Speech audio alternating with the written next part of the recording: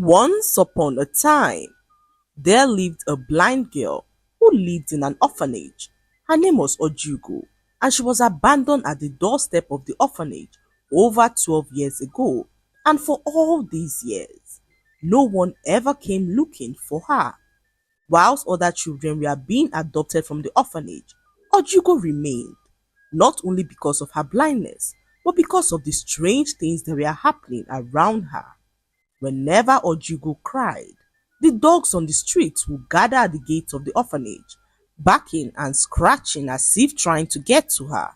On one occasion, a certain couple who had been looking for a child for over 30 years picked an interest in Ojugo and wanted to adopt her.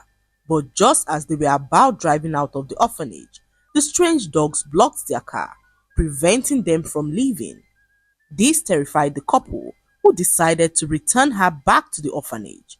Ojugo, though blind, could feel the cold stares of all the other children when she returned. She returned to her room and wept for days, wondering what was wrong with her. The matron of the orphanage could not help but call her a disappointment to the orphanage. Why can't you be normal for once, Ojugo? She snapped. Every time someone takes an interest in you, you decide to scare them away with your witchcraft. Do you know how hard it is to care for you in this home? She said to Ojugo, who burst out in tears, wondering if truly she was possessed. As Ojugo cried, the dogs barked relentlessly at the orphanage gates. Everyone was so terrified as they stood in the corner and watched. No one dared to come close to her, fearing what would happen if they ever did. Ojugo was treated like an outcast in the orphanage. She had no friends and was always by herself, singing some sad melodies that brought tears to the eyes of those that heard it. On one rainy evening, Ojugo sat alone in the corner of her tiny bedroom, singing her pain away.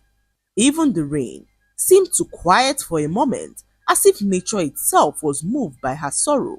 Yet, no one bothered to comfort her, as all she could hear were the barking of the dogs, which had become a constant source of comfort to her. Just as she sat there singing, the matron barged into her room to confront her. "Shut up, you cuss brat. Do you think we need to hear your terrible voice at this time of the day? All you do is eat and create a nuisance in this orphanage. If by next month no one adopts you, then we'll be left with no other option but to kick you out," she said angrily as she walked out of the room, leaving Ojugo alone in her own thoughts. The thought of being kicked out of the orphanage with nowhere else to go sent chills down her spine as she began to pray to God to bring a kind family her way. Days passed, and Ojugo endured the ill treatment that she received from everyone around her. She tried so hard not to cry, so as not to attract the attention of the barking dogs. However, her heart was heavy and full of sadness. One afternoon, all the children were told to dress in their best clothes. An extremely wealthy family were coming to visit the orphanage to celebrate a birthday with the children. Mr. and Mrs. Obodo were known across the city for their immense fortune and generosity. They had chosen the orphanage for this occasion, wanting to give back to the community in the little way that they could. The matron, eager to impress the wealthy couple, had instructed everyone to be on their best behavior. She made sure that the brightest and most charming children were in front, leaving Ojugo out of sight as usual. "Stay in your room," the matron had said to her angrily, revealing that her presence would scare off their guests. Ojugo obeyed and retreated to her room as she continued to sing gently to herself, but the walls could not contain the beauty of her voice. As the celebration unfolded outside, her melody floated through the orphanage, wrapping itself around the hearts of everyone that heard it. Mr. Obodo paused as he took in the beautiful melody. "What's that sound?" he asked aloud as his wife Ada tilted her head. "What's that sound?" he asked as his wife Ada tilted her head, her eyes widening in disbelief. "It's beautiful," she whispered as they wondered where it was coming from. "Where is it coming from?" they asked as the matron, who had been standing nearby, stiffened. Oh, that's just one of the older children, she said quickly. She's blind, you see, and well, she tends to stay out of the way. Shall we continue with the tour? Sir, the matron said, but the couple wasn't listening. They followed the sound of her voice, drawn to it like moths to a flame. The matron scrambled to keep up, protesting as they neared Ojugo's room. She's not suitable for visitors, the matron said, wringing her hands. She has a history of strange behavior. You don't want to go in there, sir, she said, but Mr. Obodo pushed the door open, and there she was. Ojugo sat on the floor, her head tilted back slightly as she sang, her sightless eyes filled with an emotion so raw that it seemed to transcend the physical. She stopped abruptly when she realized that she was no longer alone, her hands fumbling nervously as she wondered if she had done anything wrong. I'm sorry, she whispered. I didn't mean to disturb you. Mrs. Obodo stepped forward as tears streamed down her face. Disturbing us? She said, her voice breaking. My dear, you've only touched our souls with your beautiful melody. Mr. Obodo knelt in front of her, his voice gentle as he asked for her name. What's your name, child? Ojugo replied hesitantly. That was the most beautiful thing I've ever heard, Ojugo. He said, would you mind singing for us again, please? Ojugo hesitated, but something in their voices gave her the courage to nod. She began to sing again, her voice filling the room as the couple smiled at her as they watched her sing. We want to adopt her, Mr. Obodo said firmly. The matron's eyes widened in shock. Adopt her? She echoed. You can't be serious. There are so many other children here. Healthy, well-behaved children. Ojugo is blind, and she's caused nothing but trouble for us all. She's extraordinary, Mrs. Obodo countered, her voice sharp. And if you fail to see that, then you failed her. The matron opened her mouth to argue, but the look in their eyes silenced her. Within days, the paperwork was complete. The Obodo family spared no expense to ensure Ojugo's transition into their home was seamless. As they drove away from the orphanage, Ojugo sat in the back seat, her heart pounding with fear and hope. She was so happy to be leaving the orphanage after almost 12 years, but a tinge of fear lingered in her heart as she didn't know what to expect. Being blind made it a whole lot worse as Ojugo relied solely on the kindness and sincerity of the people around her. Though Mr. and Mrs. Obodo's voice were warm and kind, a small voice in the back of her mind wondered if this happiness would last. They arrived at the Obodo mansion and Ojugo gasped. Although she could not see, she could feel the vastness of the place. The soft carpet underneath her feet, the polished floors and the echoes of their footsteps in the large halls gave away the grandness of the place. You'll be safe here, Ojugo, Mrs. Obodo said as she rested her hand gently on her shoulder. This is your new home now, and we want you to feel comfortable. Anything you need, Uju here will take care of it. She's your personal maid, assigned to guide and direct you in and out of the house, Mrs. Obodo said as she gestured for Uju to take Ojugo up to her room. Ojugo was so delighted to finally have a home, but not everyone shared in her newfound joy. Amara, the only daughter of the Obodos, watched from the top of the stairs, her arms crossed in anger as she watched Ojugo walk up the stairs with her maid Uju. At 18, Amara was used to being the center of her parents' world, and now this blind girl had come to steal their attention. Her best friend Nkem did not help matters. She fueled the hatred in Amara's heart against Ojugo, convincing Amara that Ojugo was an imminent threat to her. Why would your parents adopt a blind girl and even give her a personal maid? What is so special about her that your parents decided to adopt her? Or are they now tired of you? Or believe that you are not good enough for them? Nkem said to Amara, whose mind raced at the thought of her parents loving Ojugo more than her. Amara could feel her heart burn with jealousy. She clenched her fists, revealing to Nkem that she would do everything within her power to ensure that Ojugo leaves their home. She's not staying here for long, she said underneath her breath as anger surged through her body. Over the next few weeks, Amara's resentment for Ojugo turned into full-blown hatred. One evening, whilst Ojugo was walking around the mansion alone, Amara spilled some oil on the floor that made her slip and hit her head. Amara stood in the shadows laughing as Uju rushed to help her up. She was so delighted to see Ojugo in pain. She even went further to put laxatives in Ojugo's food, and Ojugo became terribly ill. She spent hours in the toilet, weak and unable to control her bowel movements. Uju, seeing how weak she was becoming, rushed her to the hospital, where she was treated for food poisoning. The doctors were concerned about her fragile state, but Ojugo refused to blame anyone for her condition. She suspected Amara, but didn't want to create a rift between the family members who had given her a roof over her head. However, Amara grew more emboldened by her ability to cause pain to Ojugo without facing consequences. Her schemes became increasingly cruel, and Nkem continued to cheer her on, feeding her jealousy and hatred. One night, whilst everyone was asleep, Amara decided to play her most dangerous trick. She decided to frame Ojugo for trying to harm her, hoping that her parents would see Ojugo as a threat and send her out of their mansion. Amara crept into the kitchen late that night and took a knife, carefully cutting her own arm slightly to let blood flow. She then placed the knife under Ojugo's pillow, ensuring that the handle was sticking out just enough to be visible by anyone. Amara then staged the rest of the scene by cutting a small tear in her own clothes and smearing some of the blood on her dress to create a realistic scene of being attacked. Breathing heavily to feign panic, Amara ran into her parents' room, clutching her arm as she screamed out in terror. "Mom! Dad, help! Ojugo tried to hurt me with a knife," she cried, collapsing onto the floor.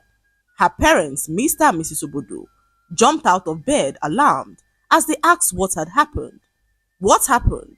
Mr. Obodo asked, rushing to his daughter's side. "She came into my room while I was asleep," Amara stammered, her voice trembling. "She said she was tired of me and didn't want me here anymore. Then she attacked me with a knife and stabbed my arm." She looked possessed like one in a trance, Amara said to her parents, who rushed to see for themselves what their daughter was talking about. They arrived at Ojugo's room and met her fast asleep. Underneath her pillow was the blood-stained knife that Amara had planted in her room for her parents to find. Mrs. Obodo gasped as she saw the knife sticking out from under Ojugo's pillow. She turned to her husband with wide, horrified eyes. "It's true," she whispered. Amara wasn't lying.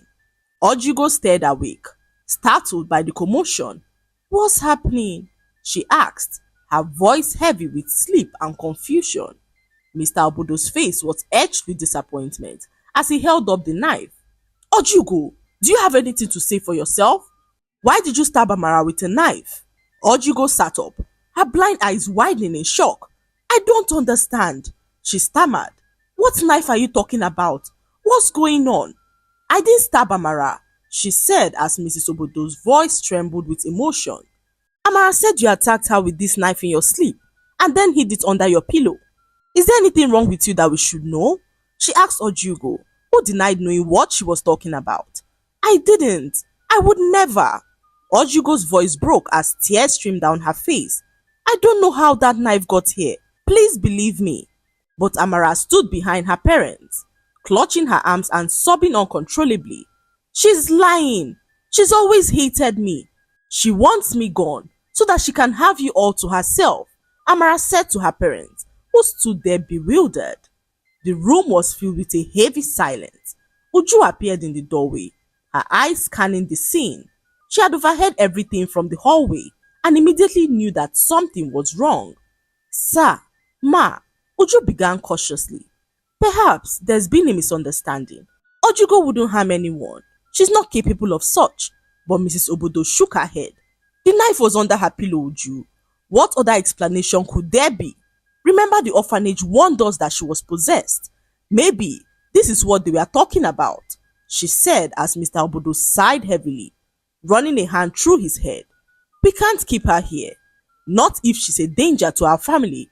We'll have to send her back to the orphanage. he said as he walked out of the room. No, Ojugo cried, falling to her knees. Please don't send me back. I don't have anyone else. I didn't do this, I swear. I'm not possessed. But her pleas fell on deaf ears as Mr. Obudo's mind was already made up. Pack her things, he said quietly. She leaves first thing in the morning. The next morning, Mr. Obodo told Uju to return Ojugo back to the orphanage. They arrived at the orphanage and the matron was so shocked to see her. What are you doing back here, Ojugo? The matron asked angrily, her voice cold and harsh. My boss ordered me to return her back to the orphanage, Uju said to the matron, who explained that there was no room for her at the orphanage. Another child has since taken her place. Find another place for her to live, the matron said to Uju angrily as she shut the door to her face. Ojugo's legs trembled as she turned to Uju, who placed a comforting arm on her shoulder. Don't worry, Ojugo, you're not going back there. Ojugo stood there, sad, as she asked Uju where she would go. I have no one, no mother, no father, no one, and I don't know why life has to be so unkind to me. Ojugo said to Uju, who assured her that she would never leave her. You have me, Ojugo, Uju said firmly as she revealed to Ojugo that she can come live with her. My home may not be grand like the Obodo mansion, but it's warm and you will always be safe there, she said to Ojugo, who hesitated, overwhelmed by the kindness in Uju's voice. I don't want to be a burden to you, Ojugo said, as Uju assured her that she was no burden. You're not a burden, Ojugo. You're someone who deserves love and protection, and I'm here to protect you, she said as Ojugo immediately slumped and fell to the ground unconscious. Uju was so petrified. She tried everything she could to wake her up, but Ojugo seemed to have fallen into a very deep sleep. She banged on the orphanage door, pleading for help, but no one cared to help her. Just as she turned back, Uju saw some dogs approaching Ojugo. She was so terrified that she tried to chase the dogs away, but nothing she did worked as the dogs surrounded Ojugo and began to bark. One of the dogs then stepped forward and began to lick her face. Ojugo woke up from the sleep and realized that her eyes were now open. I can now see, she said to Uju, who stood in the corner stunned as she tried to understand what was happening. In that moment, Ojugo and Uju heard a loud scream coming from the orphanage. The orphanage doors opened and Ojugo heard her name being called repeatedly by the matron. They walked in and met the matron sitting on a chair blind. Her eyes burned as she began to confess all that she did to Ojugo. I am responsible for all that happened to you, she said to Ojugo, who tried to understand what she was talking about. It all happened that the matron was best of friends with Ojugo's mother. The matron's voice trembled as she continued her confession.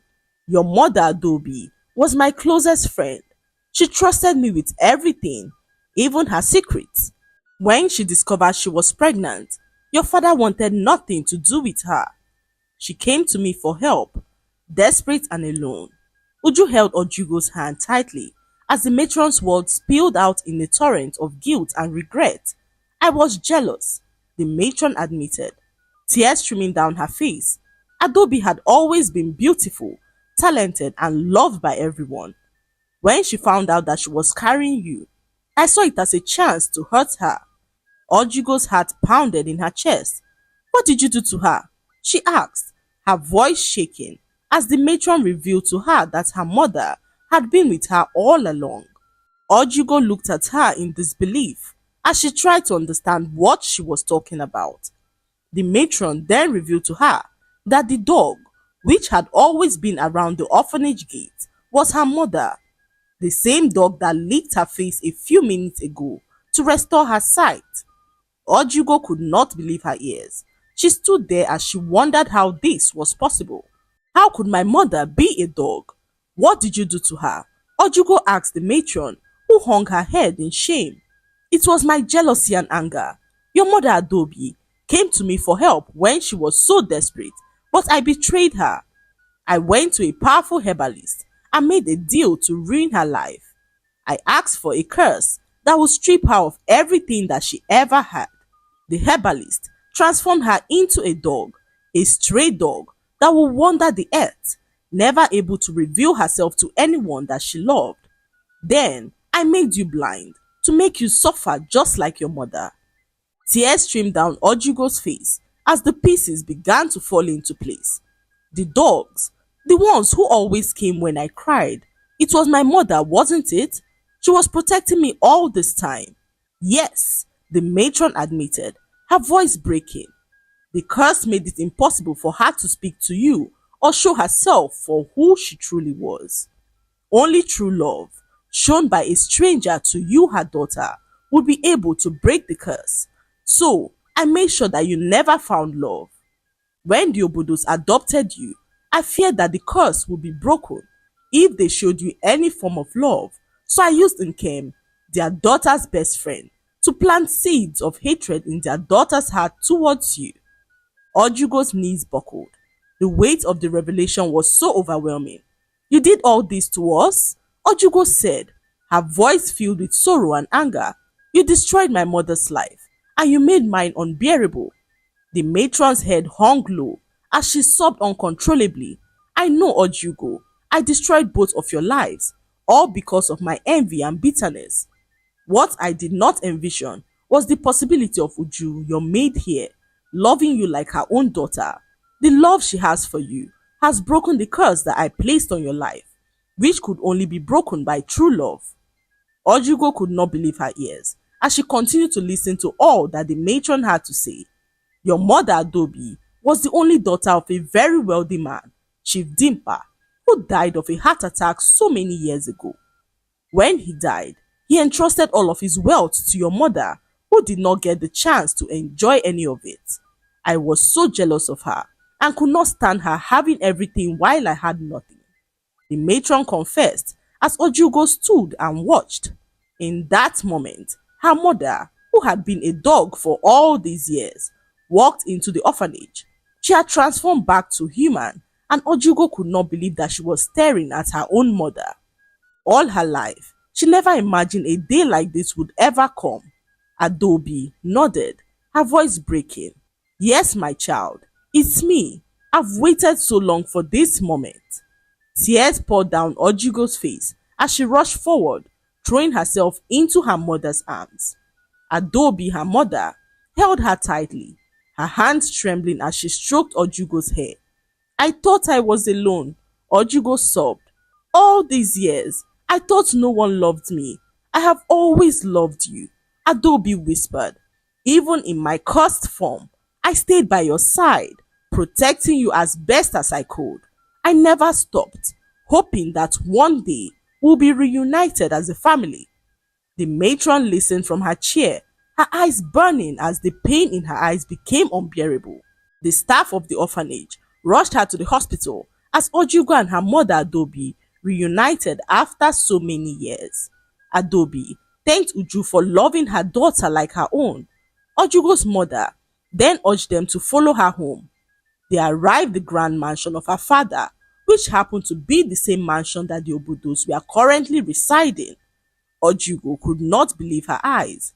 Mother, is this your father's mansion? She asked her mother, who shook her head as they approached.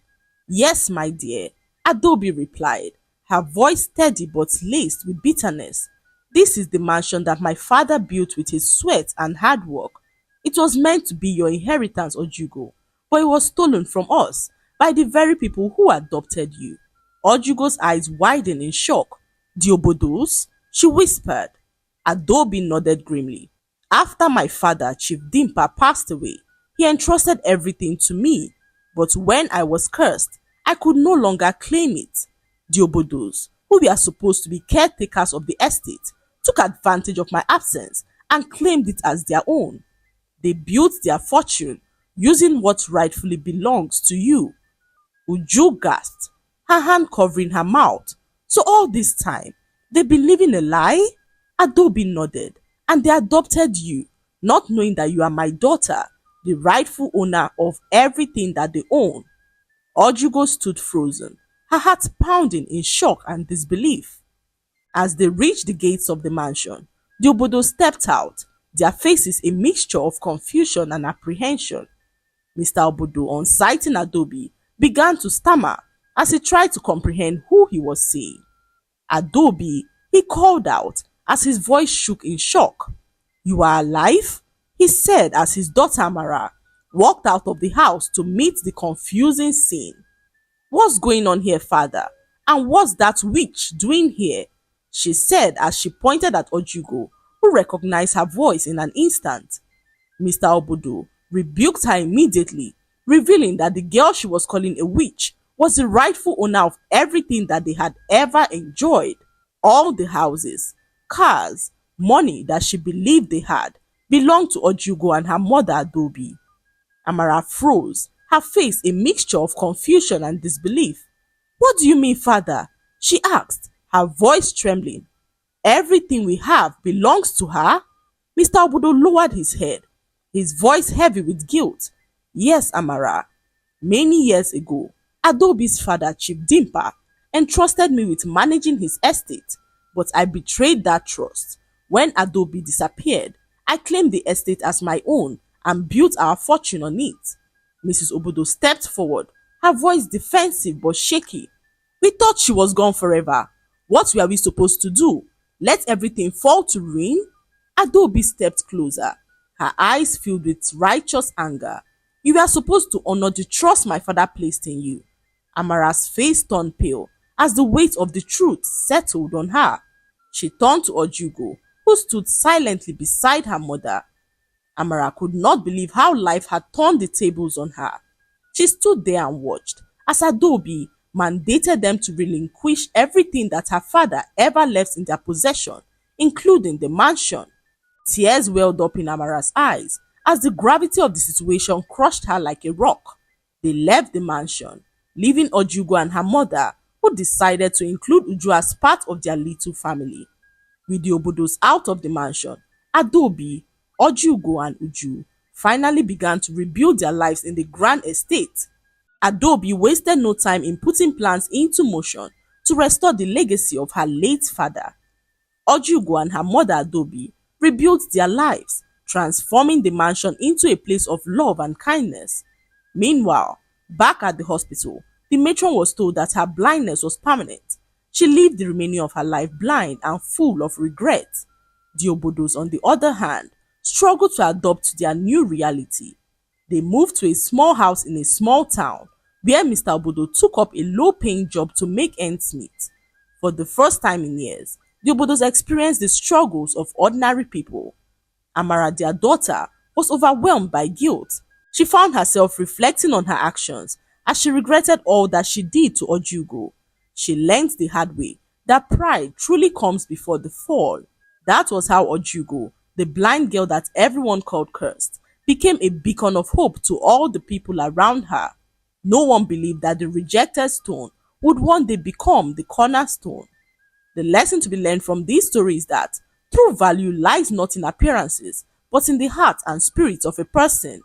Ojugo's journey teaches everyone that being different is not a curse, but a gift, and that true love can break even the strongest chains of bitterness, hatred, and betrayal. Therefore, we should love those around us and be compassionate to them, because life has a way of paying everyone in his or her own coin. Last but not least, always remember that actions have consequences, so be careful of what you do, always. I hope you enjoyed the story.